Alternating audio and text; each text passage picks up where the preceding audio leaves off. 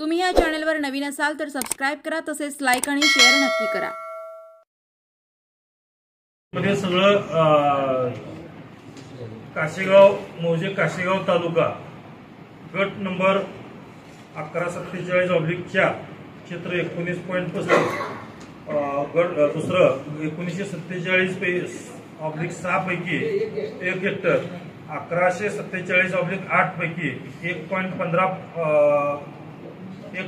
असं 21.51 हेक्टर हा पहिला टप्पा मौजे काशेगाव येथे होत आहे। त्याचे चतुर्सीमा सुद्धा त्या गॅझेटमध्ये या निमित्तानं दिलेले आहेत। मी MIDCचा जो पाठपुरावा केला त्या पाठपुरावा करत असताना या निमित्तानं मी दिलेली पत्र आणि त्याचा पाठपुरावा या प्रत्येक पत्राचं म्हणजे मी दिलेली पत्र, त्याच्या झालेल्या मिटिंग झालेली मिनिट्स, शिवाय हाय पॉवर कमिटीमध्ये जी मान्यता आपल्याला मिळाली त्या कुठल्या MIDCला त्या हाय पॉवर मध्ये मिळाली त्या सगळ्यांचा उल्लेख आपल्या पंढरपूरच्या MIDCचा यामध्ये आहे। त्यावेळेच्या हाय पॉवर कमिटीमध्ये चारमोशी, आपली पंढरपूर अशा अनेक MIDCना त्यावेळेला मान्यता मिळालेली, चिंचोली आपल्या मोहोळ तालुक्यातली या निमित्ताने मिळालेले। त्याच्यानंतर बैठक आयोजित करण्याचं पत्र आहे। शिवाय ही कालची जी अधिसूचना आहे त्या अधिसूचनेचं पत्र काल या निमित्तानं आपल्याला मिळालं आहे। आणि त्याच्यानंतर काल जी शेवट या MIDCच्या मंजुरीचा असतोय राज्यपालाच्या आदेशानं हा गॅझेट या निमित्तानं झालेला आहे आणि आपल्याला सर्वांना गोड बातमी या गॅझेटच्या द्वारे या निमित्तानं मिळाली।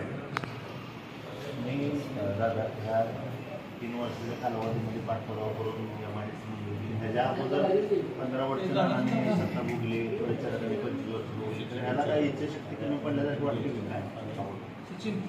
मी सुरुवातीलाच सांगितलंय की जुन्या ह्याच्यावरती आपण बोलून, कारण आपण केलेल्या विकास कामाचाच आढावा वाचता आपल्याला नाकेनव आहे। शहरातले असणारे रस्ते, आरोग्य, आज पंढरपूरमध्ये आनंदाची बातमी आहे की 1000 बेडचं, परवाच मी सांगितलं की मी 200 बेडचं म्हणजे आपलं कॉटेज हॉस्पिटल आहे ते कॉटेज हॉस्पिटल 200 बेडचं मी मंजुरी आणली आणि कॉटेज हॉस्पिटलची मंजुरी आणत असताना परवा माननीय मुख्यमंत्री महोदय या ठिकाणी आल्यानंतर आरोग्यमंत्री मी आणि माननीय मुख्यमंत्री त्यावेळेला आढावा घेत असताना मी सांगत होतो की लाखो भाविक आमच्या पंढरपुरात येतात, लाखो भाविक येत असताना तुम्ही प्रत्येक वारीला 10 कोटी 20 कोटी याच्यावर 50 कोटीपर्यंत खर्च करता, त्यापेक्षा साहेब आम्हाला एकदाच इथं मोठं हॉस्पिटल जर दिलं तर नक्कीच याचा फायदा होईल।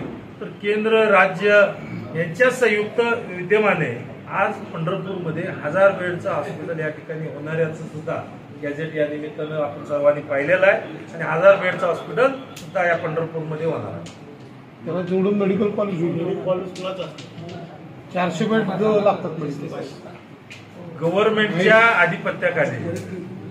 खरं म्हणजे हे हॉस्पिटल होत असताना हे आज MIDCचा विषय आहे पण आपण विचारलं, पण हे हॉस्पिटल होत असताना खरं म्हणजे त्या हॉस्पिटलमध्ये वेगवेगळे विभाग आपण या निमित्ताने केले पाहिजेत। कॅन्सरचे पेशंट आपल्या परिसरात भरपूर प्रमाणात या निमित्तानं होतात, तर त्यासाठी सुद्धा कॅन्सरचं निदान व्हायला पाहिजे याकरिता त्या हॉस्पिटलमध्ये तरतूद व्हावी अशा पद्धतीची सुद्धा मागणी मी या निमित्तानं करतोय। नक्कीच त्या 1000 बेडच्या हॉस्पिटलमध्ये याची किंवा आपल्या सगळ्यांच्या अजून त्याला काय आपल्याला सुचवायचं असेल तर ते आपण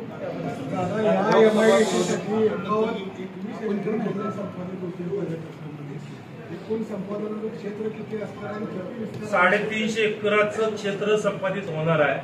रेल्वे रुळामुळं 2 त्याचे तुकडे जमिनीची पडलेले आहेत।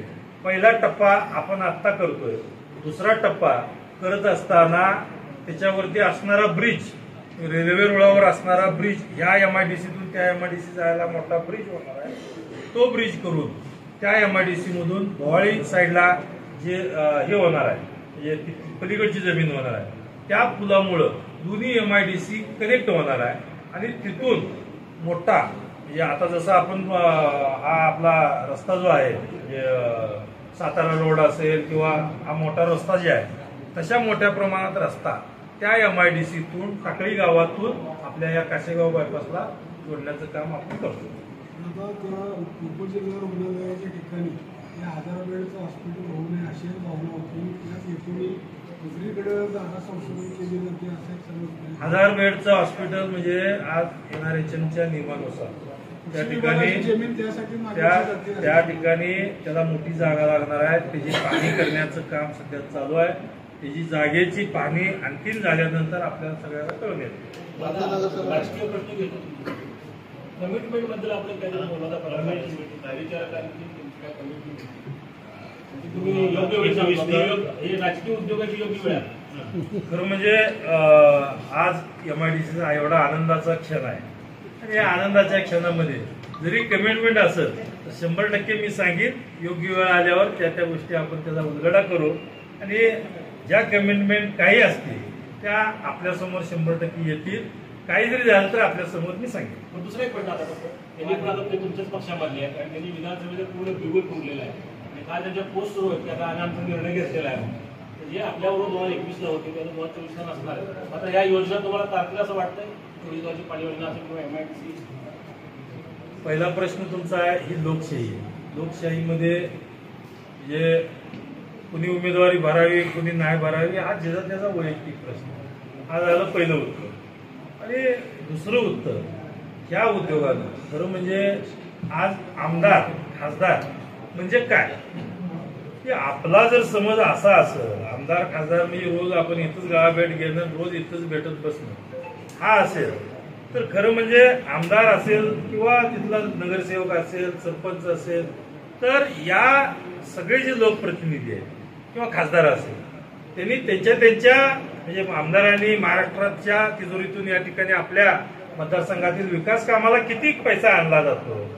खासदारांनी संसदेतून म्हणजे दिल्लीतून आपल्या लोकसभेला किती आणला जातो. नगरपालिकेच्या नगरसेवकांनी त्या नगरपालिकेच्या तिजोरीतून त्यांच्या प्रभाग वार्डामध्ये किती पैसा आणला जातो किती विकास कामं केली जातात. तर याकडे खरं म्हणजे आज लक्ष द्यायला पाहिजे होते. परंतु या सगळ्या गोष्टींचं राजकारण केलं गेलंय. मला म्हणजे खरं म्हणजे राजकारण न करता एक विकासकारण या मतदारसंघाचं करायचं होतं. माझं स्वप्न होतं.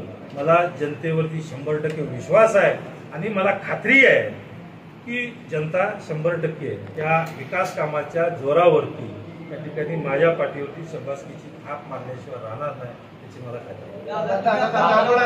आता असा एक प्रश्न आहे की तुमच्या पक्षाच्या नेत्यांच्या परवानगीनंच आम्ही निवडणूक लढवणार आहे आणि असं काहीतरी तुम्ही काय बोलावं याचंही स्वातंत्र्य आहे महेशराव. प्रणिती शिंदे यांनी पेटवापेटीची भाषा केली आहे त्यांच्यावर तसं लाईव्ह शोमध्ये बोलताना ते दिसत आहे. काय वाटतं तुम्हाला माहिती आहे त्याच्याबद्दल काय? खरं म्हणजे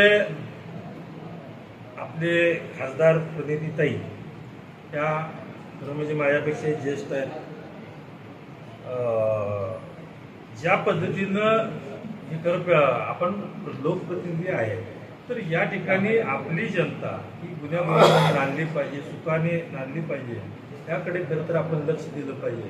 पण अशा पद्धतीचे या ठिकाणी उद्गार करून या निमित्तानं खरं म्हणजे आज बरीचशी कालच्यापासून मला फोन पण यायला लागले की बऱ्याचशा लोकांनी त्यांना जी मतं दिली ती लोक आज सांगू लागले की आम्ही मतं देऊन चूक केली तर काय.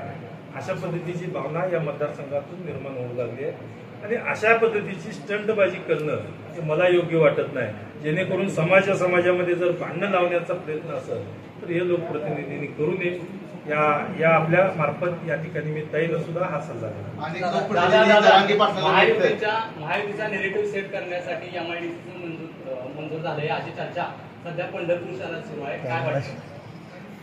माझा प्रश्न समजला.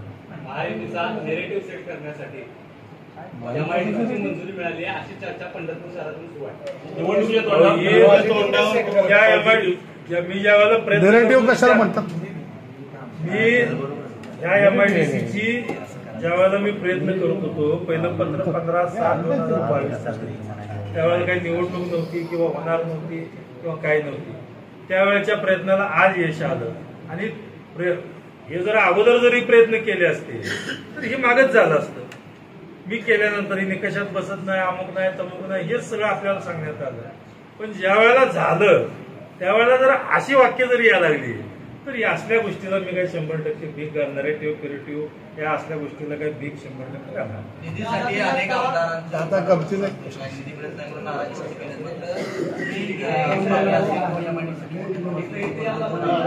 विशेष मुख्यमंत्र्यांचं तुमच्यावरती लक्ष अशी चर्चा सध्या सुरू आहे. मुख्यमंत्र्यांचं विशेषतः माननीय मुख्यमंत्री असतील, आमचे नेते माननीय देवेंद्रजी फडणवीस साहेब असतील, माननीय उपमुख्यमंत्री अजितदादा असतील, या सगळ्यांचं या ठिकाणी चांगलं विशेष करून लक्ष आपल्या मतदारसंघावर आहे की आज आलेल्या निधीवरनं आपल्याला सगळ्याला 100% ते जाणवत असत. आणि सर्व महायुतीतले सर्व नेते मंडळी या जे आपणही आपले संबंध या आपलाही आपण दिलेला जो लोकप्रतिनिधी हे संबंध त्याच पद्धतीने टिकवून ठेवून जास्तीत जास्त महाराष्ट्राच्या तिजोरीमधनं या पंढरपूर मंगळवेढ्याच्या जनतेसाठी इथल्या विकास कामासाठी जास्तीत जास्त निधी आणण्याचं काम या ठिकाणी आज करतोय. आणि एवढा निधी आणून सुद्धा या ठिकाणी तुम्ही जर मला विचारलं तर मग विकास झाला का, तर माझं उत्तर त्याला एकच आहे की अजूनही विकास झालेला नाही. कारण गेल्या कित्येक वर्षाचा स्वातंत्र्य मिळून आपल्याला 78 वर्ष झाली. हा गेल्या कित्येक वर्षाचा बॅकलॉग आपल्याला भरून काढायचा आहे.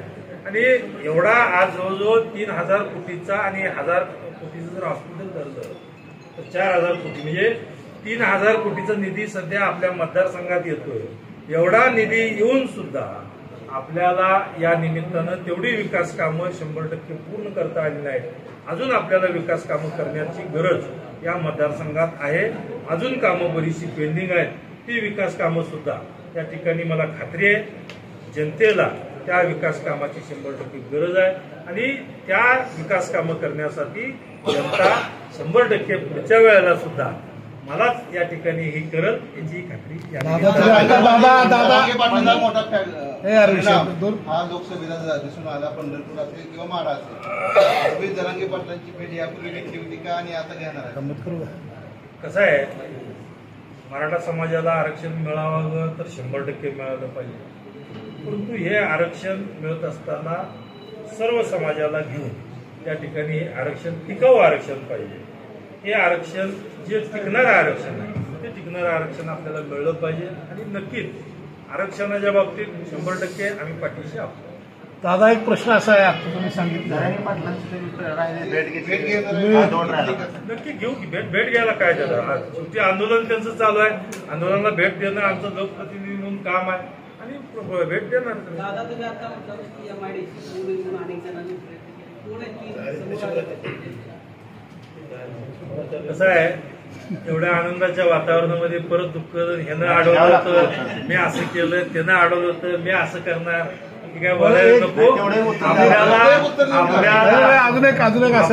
एक काय विकास करायचा आहे.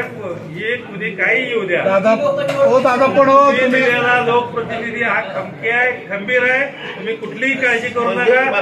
जे आपण त्या ठिकाणी जे ठरवलंय, ज्या विकास करायचे ते 100% आपण केल्याशिवाय सोडत. दादा तुम्ही आता सांगितलं टाटा आहे, टाटा बिर्ला येणार आहेत, पण ते माग कॅनडाचे उद्योगपती यायचे होते, ते आणणार का नाही तुम्ही? खरं म्हणजे तो उद्योग बऱ्याच दिवसापासून मंगळवेढ्यामध्ये अवताडे शुगर कारखान्याच्या जवळ तो उद्योग या निमित्तानं तो चालू होता, बेरिंग बनवायचा. त्यामध्ये जे बजाजला जे पार्ट जातात त्या बेरिंग सुद्धा बनवून त्यांचं काम प्रसाद कुलकर्णी म्हणून उद्योजक आहेत, मंगळवेढ्याचेच उद्योजक आहेत. त्यांनी सुद्धा तो उद्योग मोठ्या प्रमाणात मोठा उद्योग आहे. त्यांची पुण्यामध्ये पिंपरी चिंचवडलाही फॅक्टरी आहे, दुसरी फॅक्टरी इथं या निमित्तानं मंगळवेढ्यामध्ये होते. आणि तिथला सगळा माल हा बजाज आणि एक्सपोर्ट होणार. अशा पद्धतीच्या सुद्धा फॅक्टरी आपल्या मतदारसंघात येऊन आता काम करू लागले. कॅनडाचे पैसे यायचे होते माग काहीतरी असं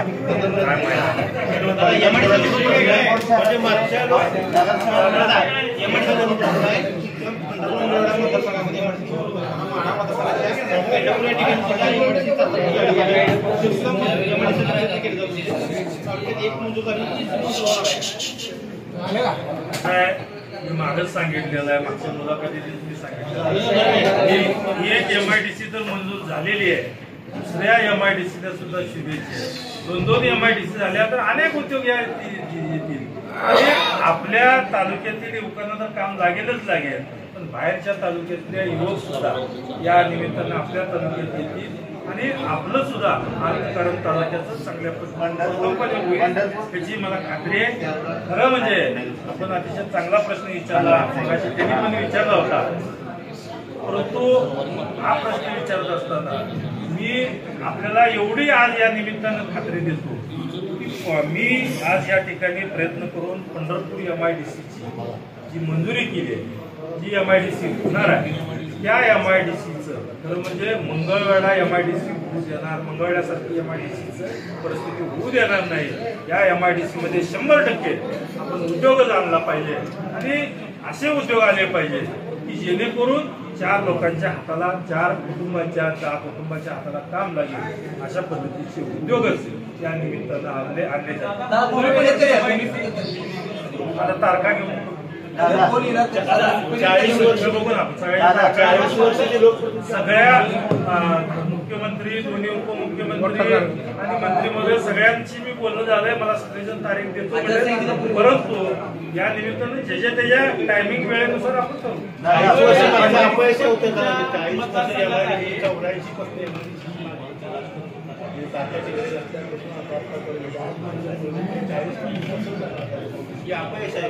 तात्यासाहेब डिंगरेंनी या निमित्ताने आवाज उठवला होता, तर म्हणजे मी जुन्यापासून येत नाही मुद्दा, परत त्याला आपण प्रश्न विचारून त्याला पुढे थोडा टाकण्याचा प्रयत्न या निमित्तानं होऊ नये अशी सगळ्यांना विनंती आहे.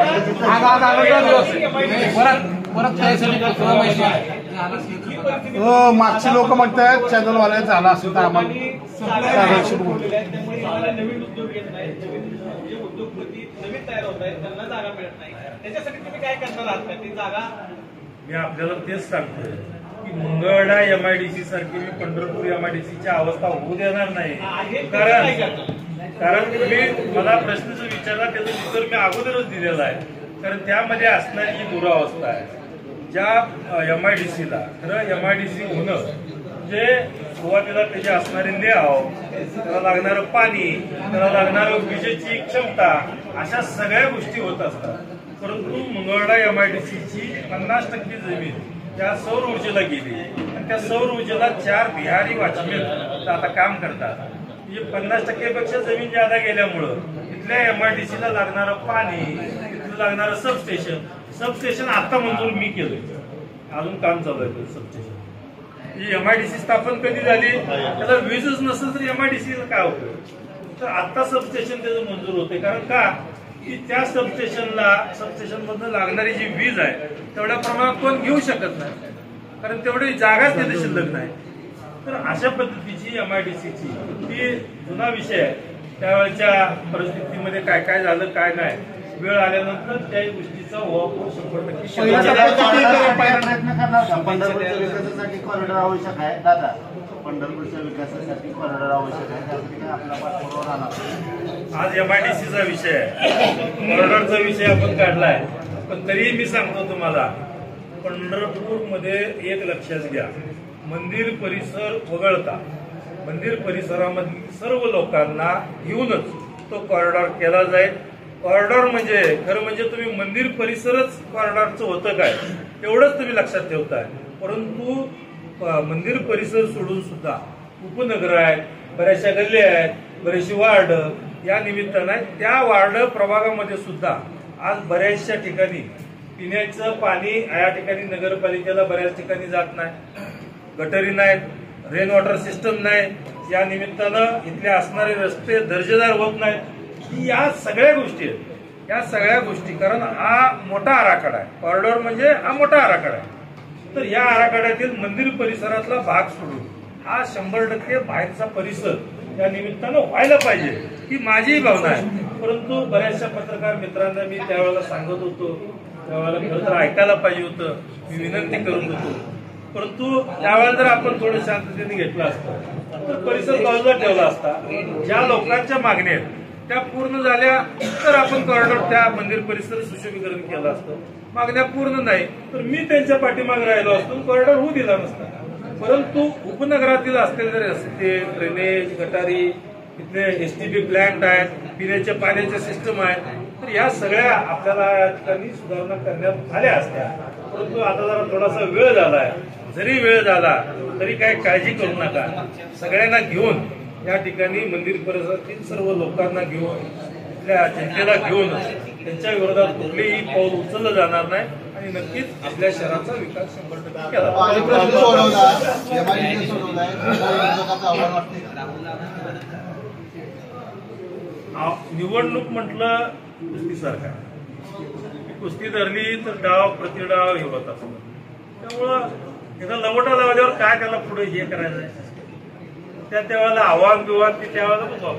परिचारक कार्यालय आपल्या इथं मंजूर झालं होतं, पण ते कार्यालय तिकडे गेलं तर दुसरं पण परिवहन आरटीओ कार्यालय हे जुना विषय तुम्ही म्हणता. 59 नंबर दिला सुद्धा होता प्रस्तावित आरक्षण MS 45 असायला तिकडे गेलं. नंतर 59 आपल्याला राखीव ठेवलं. जुन्या ह्याच्यावरती मला वाटतंय 59 आहे का आता? कशाला तेला आपण टाकत बसायला.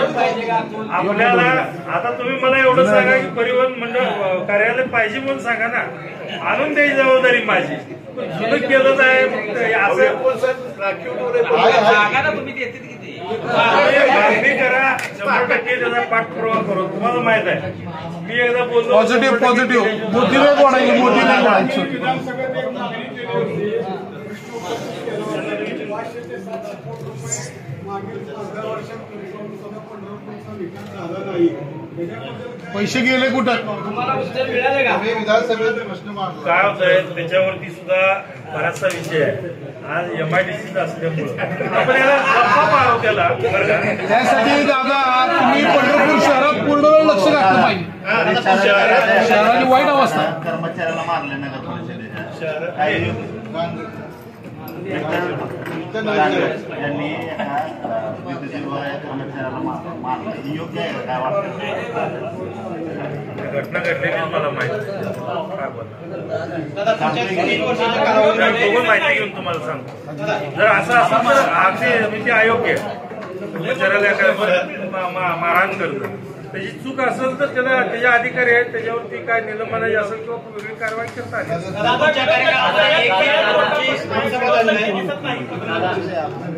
तुमच्या कार्यक्रमामध्ये एक आमचा नाही काय तर बोलायचं तुमच्या कार्यक्रमामध्ये एक आमचा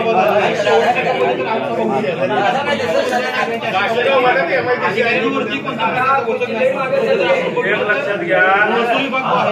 माझ्या काळामध्ये आमसभा ही तालुक्याच्या ठिकाणी होत असते, परंतु मी प्रत्येक गावागावात जाऊन त्या ठिकाणी त्या सगळ्या अधिकाऱ्यांना, सगळ्या 52 डिपार्टमेंटच्या अधिकारी, तर या सगळ्या अधिकाऱ्यांना त्यांचे प्रतिनिधी घेऊन त्या ठिकाणी प्रत्येक गावात ग्रामीणमध्ये या निमित्तानं मी गेलोय. तिथले प्रश्न जे असतील ते जाणून घेतले, त्यांना म्हणजे तिथले तिथं सुटत असतील तर तिथं सोडवण्याचा त्या ठिकाणी प्रयत्न केलाय. जे सुटत असतील, काही निधी लागत असतील, अत्यावश्यक प्रश्न असतील ते प्रश्न सोडवण्याचं सुद्धा आमसभा म्हणजे एकदाच घ्यायचं त्यांना बोलून मोकळं व्हायचं. परंतु गोष्टी ग्रामीण आम्ही सर्व शिवाशिंदे